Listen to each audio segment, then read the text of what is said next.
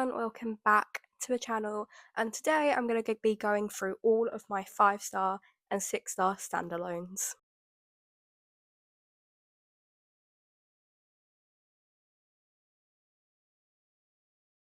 There is absolutely no order, there is no system in place to how I've organised this. I'm just going to tell you what the book's about and why in my head it's a 5-star or 6-star and why you should read the book so we can talk about it. There is only right to start with probably my favourite book of all time, just to, get out of the way. Let the other books have a bit of a chance. And that is The Perks of Being a Wallflower by Steven Straboski. This book genuinely was what I needed during the time I read it, and I think that's why it's a 5-star, because I see people read it and this will go down as a modern day classic. I truly believe that.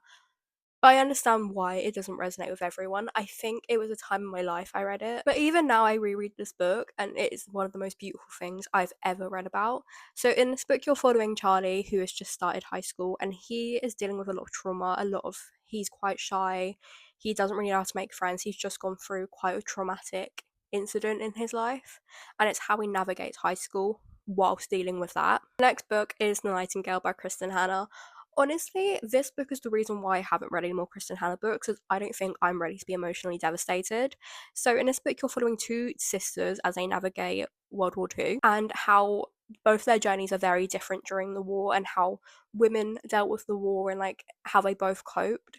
And it honestly is one of the most beautiful things I've ever read about, and it's so devastating. At the end, I was genuinely sobbing in my bed because it it got me that much.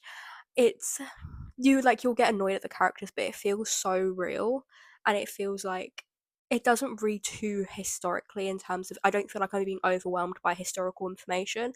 It gives you enough where you understand what's going on, but also it's so character based and character focused, and I just love it so much. Okay, so next we're going to move on to some thrillers, and first I have Verity by Colleen Hoover.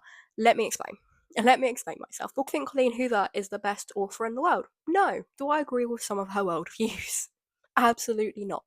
But that girl can write a plot twist. The twists in this book were twisting. Honestly, looking back, they were so egregious. The things she was putting in this book was so crazy. And it made me so angry. But I needed to know what was going to happen. And I didn't predict what was going to happen either. So, in this book, you're following Loan, who is a writer, and she ends up being asked by this guy called Jeremy to ghostwrite his wife's book because his wife, Verity, has just been in a really bad accident, can't finish the series. So he asked Lowen to come live in their house and write the book.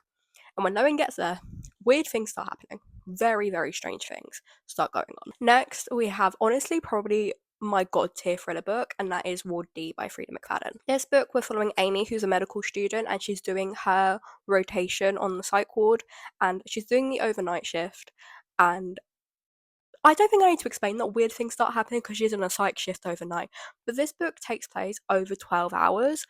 I was locked in, I was terrified, I was scared. It genuinely was the most fear gripping thing ever, and I didn't guess what happened at the end.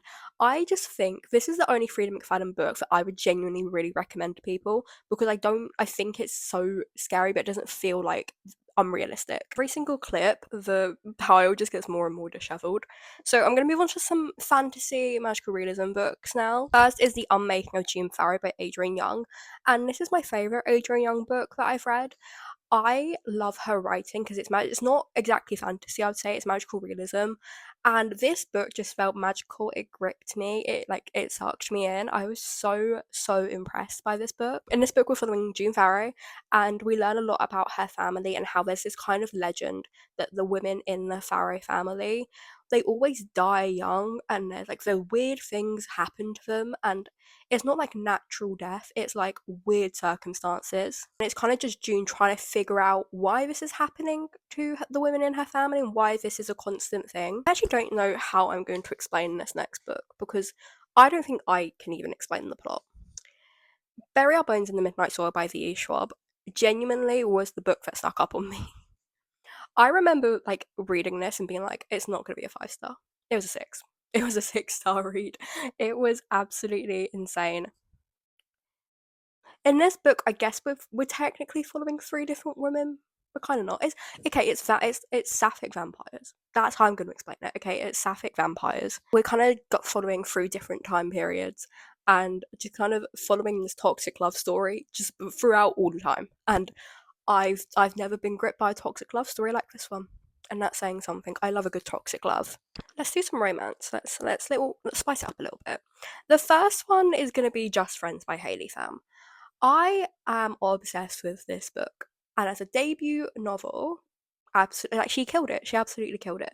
And I think maybe part of my rating goes into that we kind of saw the process of Hayley writing the book. And I don't know, I just love her so much, and I think just seeing this process was absolutely amazing. In this book, we are following Blair and Declan, who were childhood best friends, and then one day they ended up getting into a relationship, and it was all good. They ended up breaking up, like, right after graduation, though.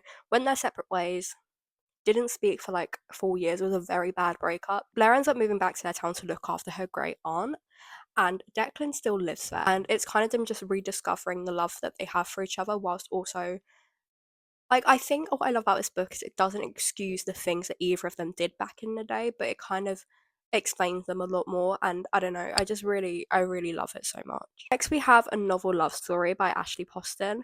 This book, I always describe it as a love letter to readers. This is my ultimate dream, what happens in this book. We are following Eileen, whose car breaks down on the way to her annual girls' book weekend, and she gets help from a mysterious stranger. It all goes very well until she realizes that she has been transported into her favorite book's setting in town.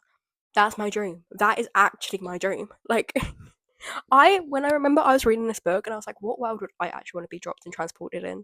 Because, like, some of my favorite books are fantasy, and honestly, I don't want that. Like, I wouldn't want that. Maybe like Boys of Tommen, that would be fun, or like Magnolia Parks. I don't know. Emily Henry book. Like, Emily Henry, please write me. Next, we have Variation by Rebecca Yarros. Honestly, do not sleep on Rebecca Yarros' romance writing. She is absolutely insane at it. And this just proves to me this woman can write absolutely any genre, and I will read it and I will absolutely devour it. In this book, we're following Addie and Hudson. Addie is a professional ballerina. Hudson is a Coast Guard, like, rescue swimmer, and this is a second chance romance. They used to date back in the day. Something really, really bad happened. They ended up going their separate ways, not talking. It's very bad blood between them. Addie ends up coming back to the same town, and there's a lot of family secrets. There's a lot of drama. There's a lot of, like, in this. It's not even the romance in this book that gets me. It is it is the drama. The drama between these two families is absolutely insane.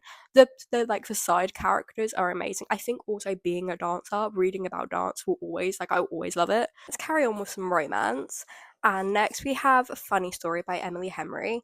Funny Story is my favorite romance book of all time. I think fake dating, again, my favorite romance trope of all time. This is how you do it correctly. Henry's writing style is also just like god tier. So I think any book she writes, apart from Great Big Beautiful Life, that can I don't ever have to experience that again, will honestly stay with me forever. In this book, we're following Miles and Daphne, whose exes start dating after their exes cheat on both of them with each other, and then they have to move in together because they have nowhere else to live, and then they both get an invitation to their ex's wedding, so they decide, hey, let's fake date and just make them really jealous of us and, like, be like, our lives don't suck, and they end up falling in love in the process. And I don't know, I just love it. I love Miles so much. Miles is ultimate boyfriend material. Daphne is book girly coded, and we love that for her. This is a book that genuinely doesn't have enough reads, so I'm trying to spread the word, and that is I Did Something Bad. And I did something bad before following Kin and Tyler, who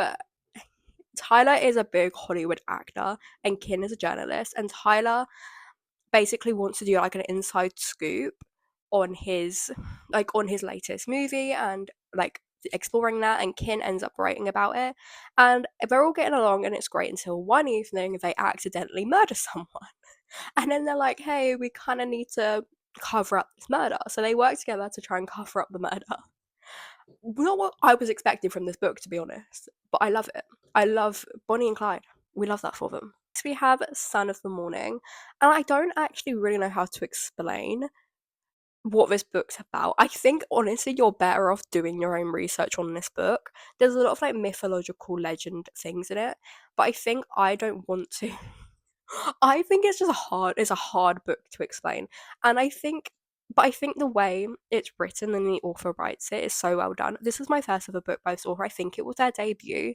and again, I was absolutely obsessed with it. Also, this cover I think just made me want to read the book. But I don't know, it's just such well written and kept me engaged. It's definitely a why choose book as well, which is my first why choose book. I'm into it. Next, we have The Correspondent by Virginia Evans, and in this book, we're following Sybil, who is a 70-year-old woman, I believe, or an 80-year-old woman, and we just follow her daily correspondence of who she writes letters to. So her family, her friends, just random people she decides to write to, like her favourite author. And we're just following that, and it seems so mundane, but the amount you can learn from someone through their letter writing and the things we learn about her life, and she's so frustrating and she's so annoying, but she's so human, and the end of this book made me sob, and I want to start writing letters now because I love her explanation of how like letters are forever, and like technology can be like deleted in like a minute, but letters kind of stay there. And it's kind of, we have My Friends by Frederick Barkman, first ever Frederick Barkman book, and I understand the hype. I really do get it. We're following a group of friends and kind of just how these people from different walks of life all come together. And also we have a present day timeline where this girl sees this picture of this friend group, and she wants to know more about them, and she kind of becomes obsessed with this picture, and she ends up meeting one of the guys who's in the picture, and he kind of tells her this story of his friend group, and it kind of just introduces how a friend group from years ago and how history can kind of impact us now, and even just impact a random stranger's life. And it was just, his writing style is amazing, and some of the quotes in this book genuinely will stay with me forever. We're going to wrap this up with my god tier thriller and horror books. First one is my favourite book of this year so far, and that is Witchcraft for Wayward Girls by Grady Hendrix. In this book, we're following Fern, who is a pregnant teenager, and she ends up being sent by her parents to this home where there's a bunch of other pregnant teenagers, and it's basically just to hide the scandal of it. And once she gets there, her and her friends kind of find this book which shows different things about witchcraft, and things kind of go off the rails a bit. This book terrified me, but I think it terrified me because my arm really hurts. This book terrified me, but I think it was because it didn't seem too unrealistic. Like, it felt like this could genuinely happen. Some of the things that were scary weren't even the witchcraft parts. It was just the way this home were treating these girls, and it terrified me, and it just made me angry. And the last book of this video is The God of the Woods by Liz Moore. Also, this is now getting a Netflix adaptation, and I'm so excited. Like, I'm genuinely so excited.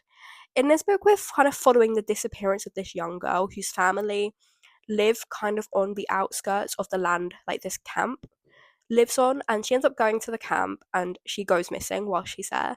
And we're kind of following the secrets of this family, the secrets of the camp, the secrets of the campers. Like, it's such a bit like Witchcraft for Wayward Girls. Nothing crazy or supernatural, like weird happens in the book. It's just,